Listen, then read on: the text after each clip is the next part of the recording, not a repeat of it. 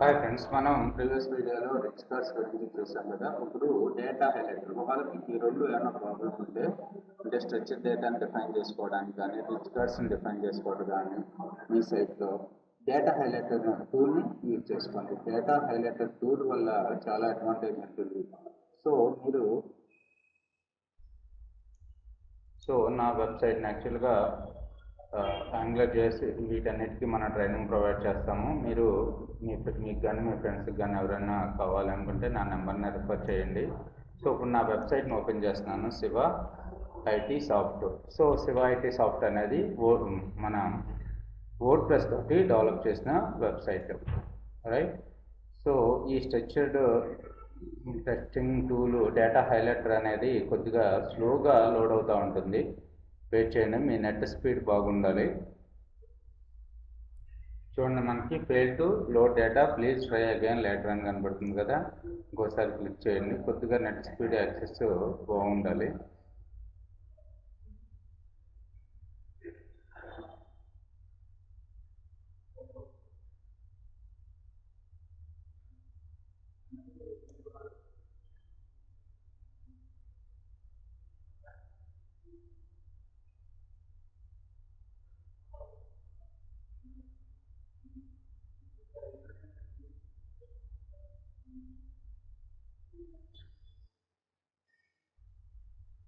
Okay, ఫైనల్గా వచ్చింది మనకి data highlighter. Show off your site's data in search. Does your site contain the structured data like event listing or review rating? No, there is no alternative to Webmaster Markup for helping Google understand your site's data.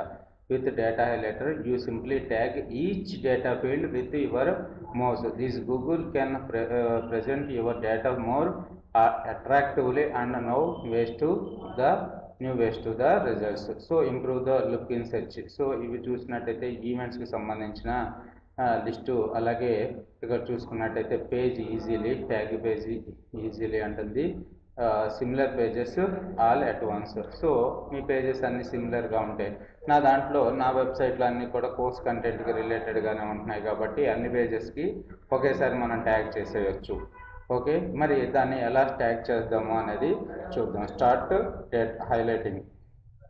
Start highlighting మీద click చేసినట్టయితే మీరు ఏ పేజ్ని అయితే highlight చేయాలనుకుంటున్నారో, tag చేయాలనుకుంటున్నారో ఆ పేజ్ని click చేసుకోండి. IPhone training course content అని ఉంది కదా, ఐఫోన్.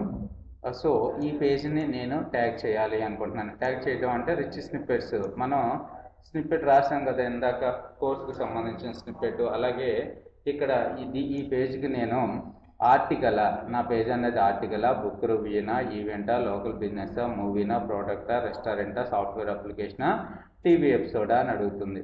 సో నాది వచ్చేసి ఆర్టికల్. ఓకే, ఇక్కడ బుక్ రివ్యూనా కాదు, ఈవెంట్సా కాదు, లోకల్ బిజినెసా కాదు, మూవీస్. లోకల్ బిజినెస్ అయితే మనకి ఏమేమి ఆప్షన్స్ కనపడతాయి, అలాగే ఆర్టికల్ అయితే ఏమేమి ఆప్షన్స్ కనపడతాయి అనేది మనం చూసుకుందాం తర్వాత. ఫస్ట్ నేను ఆర్టికల్ని సెలెక్ట్ చేసుకుంటున్నాను. Tag just this page, tag just this page, tag this page and others look it like it. అంటే ఈ పేజ్ లాంటి పేజెస్ మీ సైట్లో ఉంటే నా అన్నీ కూడా సిమిలర్ పేజెసే. ఓకే, నేను నిచి వెబ్సైట్ అనమాట, నాది కోర్స్కి రిలేటెడ్గా ఉండే వెబ్సైట్, సాఫ్ట్వేర్ ట్రైనింగ్స్కి సంబంధించిన వెబ్సైట్ కాబట్టి అన్ని కోర్స్ కంటెంట్ ఒకలాగానే ఉంటాయి. టైటిల్ ఉంటుంది, డిస్క్రిప్షన్ ఉంటుంది, కోర్స్ కంటెంట్ ఉంటుంది, కాంటాక్ట్ పేజ్ ఉంటుంది, రేటింగ్స్ ఉంటాయి. కాబట్టి నేను ఇది తీసుకుంటాను. అన్ని పేజెస్కి నా దాంట్లో 20 పేజెస్ ఎట్ ఎ టైం చేయొచ్చు. లేదనుకుంటే మీరు ఇప్పుడుకిప్పుడు పేజ్ క్రియేట్ చేసుకున్న పేజ్ అయితే, so tag just this page అని కొట్టండి, ఓకే కొట్టండి. Okay, this URL could not found in the Google index అంటున్నాడు. అంటే గూగుల్ ఇండెక్స్లో ఇంకా ఇప్పుడు వరకు కూడా ఐఫోన్ ట్రైనింగ్ కోర్స్ కంటెంట్ అనేది గూగుల్ ఇండెక్స్ చేసుకోలేదు అంటున్నాడు. సో మరి ఇండెక్స్ చేసుకున్న పేజ్ ఏదన్నా తీసుకుందాం. డెవాప్స్ ట్రైనింగ్ హైదరాబాద్ అనే పేజ్ని ఇండెక్స్ చేసుకుని ఉంటుంది నాకు తెలిసి. అంటే ఇండెక్స్ చేసుకోలేదు అని ఎందుకు ఇక్కడ చూపిస్తుంది? ఎగ్జాంపుల్ చూడండి, ఇక్కడ ఈ పేజ్ యూఆర్ఎల్ తీసుకెళ్ళి నేను గూగుల్లో సెర్చ్ కొడుతున్నాను. పేజ్ యూఆర్ఎల్ ఎంటైర్గా ఎన్ని సెర్చ్ కొడుతున్నాను, కనబడుతుందా మన పేజ్ యూఆర్ఎల్? చూడండి, ఇక్కడ మన పేజ్ యూఆర్ఎల్ కనబడతలేదు. C++ కనబడుతుంది, సి కనబడుతుంది, ఇవన్నీ కనబడుతున్నాయి కానీ అది కనబడట్లేదు. అందుకని గూగుల్ ఇండెక్స్ ఒక 2-3 రోజుల తర్వాత మీరు ఇండెక్స్ చేసుకోవచ్చు. ఓకే. తర్వాత మరి డెవాప్స్ ట్రైనింగ్ ఇన్ హైదరాబాద్ అనేది ఇండెక్స్ చేసుకుని ఉంటుంది నాకు తెలిసి. ఆ పేజ్ని ఇండెక్స్ చేస్తున్నాను. So tag just this page. So ఇది ఆర్టికల్ పర్పస్ ఇండెక్స్ చేసుకుంటున్నాను. అదే మీ వెబ్సైట్ అనేది డిఫరెంట్ కేటగిరీ అయితే డిఫరెంట్ కేటగిరీలో ఇండెక్స్ చేసుకుంటూ వెళ్ళండి. ఓకే. ఇప్పుడు మన పేజ్ అనేది లోడ్ అవుతుంది. చాలా సింపుల్ వే, కాకపోతే మీ నెట్ స్పీడ్ అనేది చాలా బాగుండాలి. నెట్ స్పీడ్ స్లోగా ఉంటే ఇది కూడా స్లోగా లోడ్ అవుతూ ఉంటుంది.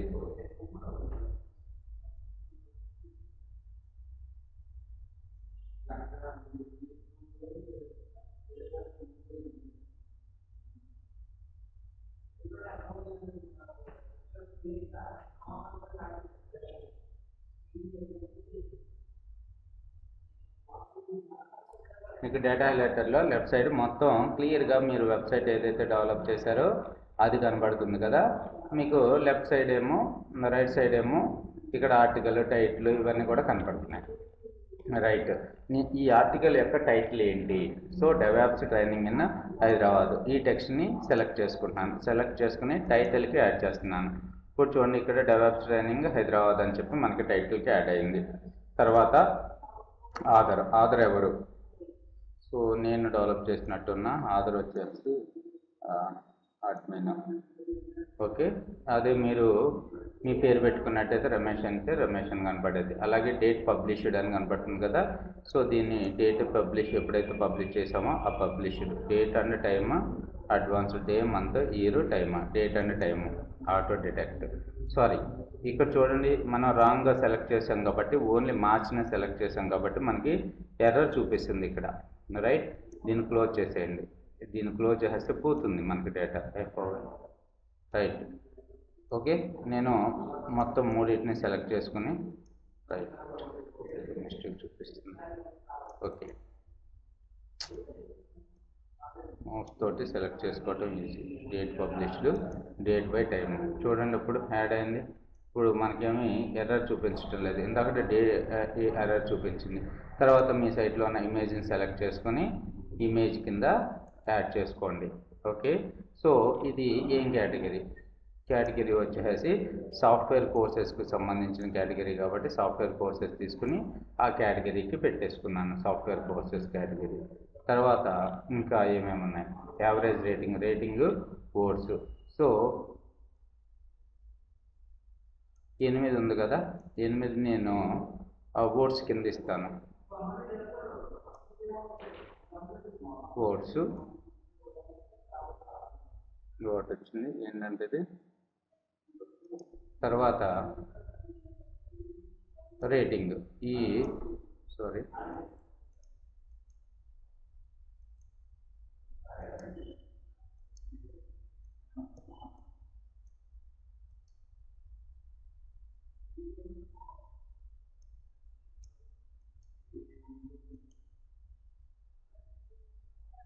డిలీట్ చేసేస్తున్నాను.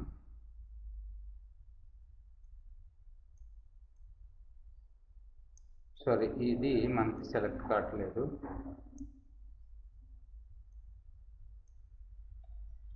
యాక్చువల్గా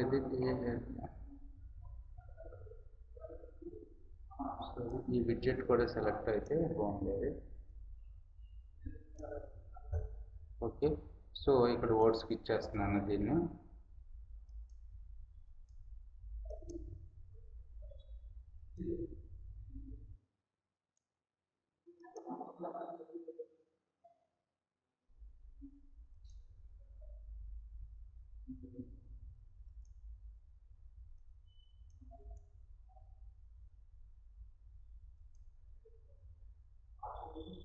వర్డ్స్ కింద ఇచ్చాను. ఇక్కడ రేటింగ్ కూడా మనకి 5 స్టార్స్ ఉన్నట్టయితే 5 స్టార్ని మనం సెలెక్ట్ చేసుకోలేకపోతున్నాం. సెలెక్ట్ చేసుకున్నట్టయితే బాగుండేది.